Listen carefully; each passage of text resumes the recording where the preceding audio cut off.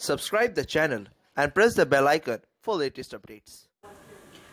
ক্যালকাটা ইউনিভার্সিটির ফিলসফি অনার্সের যে ছাত্রছাত্রী যারা রয়েছে এই মুহূর্তে তোমরা যারা সেমিস্টার 6 এ পড়ছো তোমাদের যে কোর পেপার রয়েছে cc13 এবং cc14 তো তোমাদের একটা ডিমান্ড এসছে যে এবছরে 2022 যা তোমরা যে পরীক্ষাটা দেবে তাতে তোমাদের একটা সাজেশন দেওয়ার জন্য। তো cc13 এ তোমরা জানো যে তোমাদের তর্ক সংগ্রহ রয়েছে।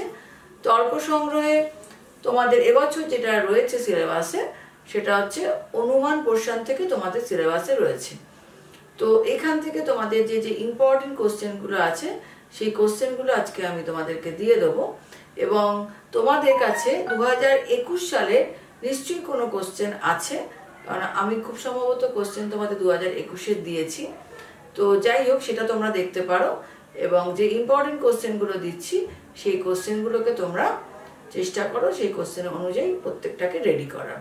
তাহলে আজকে এখন দেখে নাও 2022 যারা পরীক্ষা দেবে সেমিস্টার 6 তাদের cc13 এ কি কি ইম্পর্টেন্ট কোশ্চেন আছে। ফিলোসফি অনার্স সেমিস্টার 6 এর cc13 এর যে ইম্পর্টেন্ট কোশ্চেন যেগুলো দেবো বলেছিলাম সেই কোশ্চেনগুলো দেখো, ডান দিকে আমি তোমাদের 15 নম্বরের লিখেই দিয়েছি যে 15 নম্বরের কোশ্চেনগুলো দিচ্ছি, কিন্তু এখানে একটা কথা প্রথমেই বলে দিই যে ডান দিকে যে সবুজ রঙের দেখো বোল্ড করে করে দিয়েছি এগুলো সমস্ত 5 নম্বরের কোশ্চেন। তো আমি 16 নম্বরের মধ্যেই 5 নম্বরের কোশ্চেনগুলো বলে দিয়েছি, এগুলো তোমরা 5 নম্বর হিসেবেও তৈরি করে রাখবে। প্রথমেই দেখো 1 নম্বরে রয়েছে অর্ণব ভট্ট কীভাবে উপমিতির লক্ষণ দিয়েছেন। উপমান ও উপমিতির পার্থক্য নির্ণয় করো।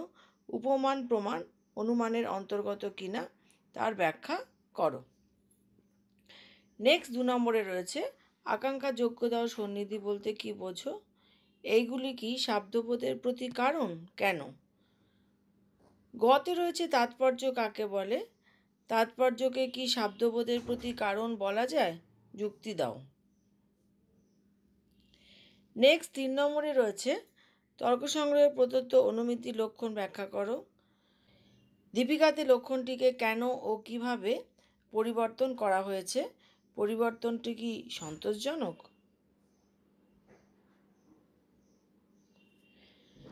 4 নম্বরে রয়েছে তর্ক সংগ্রহ অনুসারে পরামর্শের লক্ষণ ব্যাখ্যা করো।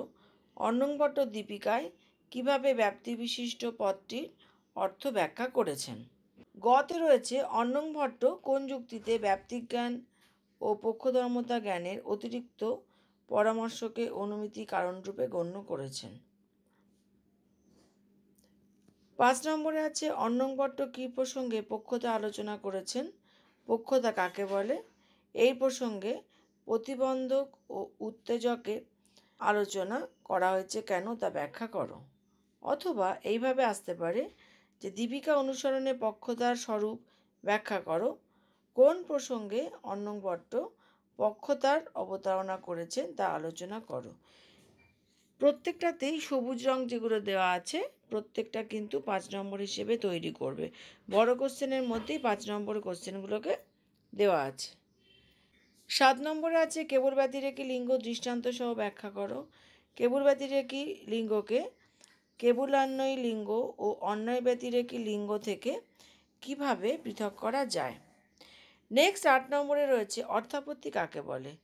মীমাংসকগণ কেন অর্থাপত্তিকে পৃথক প্রমাণরূপে স্বীকার করেন।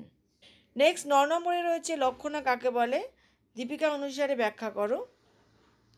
অর্ণব ভট্টকে অনুসরণ করে বিভিন্ন প্রকার লক্ষণা দৃষ্টান্ত সহ ব্যাখ্যা করো। গৌণীকে কি একটি পৃথক বৃত্তিরূপে স্বীকার করা যায়, যুক্তি দাও। তর্ক সংগ্রহে প্রদত্ত উপাধির লক্ষণটি ব্যাখ্যা করো। এ প্রসঙ্গে বিভিন্ন প্রকার উপাধি দৃষ্টান্ত সহ আলোচনা করো। তর্ক সংগ্রহ অনুসরণে স্বার্থানুমিতি ও পরার্থানুমিতির পার্থক্য করো। তর্ক সংগ্রহে প্রদত্ত ব্যাপ্তির লক্ষণ আলোচনা করো। এই যে লাস্ট কোশ্চেন দুটো দিলাম এই কোশ্চেন দুটো কিন্তু 11-12 এই দুটো কিন্তু বড় কোশ্চেন হিসেবে গত বছর 2021 এসে গেছে, কাজে এই দুটোকে 5 নম্বর হিসেবেই রেডি করবে।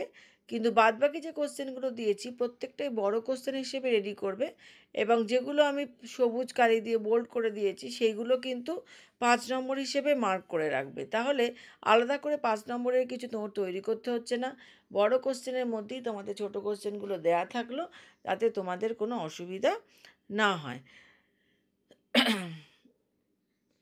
এখানে একটা কথা বলে দিই যে cc13-এর সিলেবাস তোমাদের দেওয়া আছে, ডেসক্রিপশনের লিঙ্ক দেওয়া আছে, দেখে নিতে পারো। এবং 2021-এ cc13-এর যে কোশ্চেন রয়েছে, কোশ্চেন পেপার, সেটাও দেয়া থাকবে, সেটা তোমরা দেখে নিও। আগামী দিনে তোমাদের cc13-এর ওপরে কিছু নোটস আমি দিয়ে দেবো।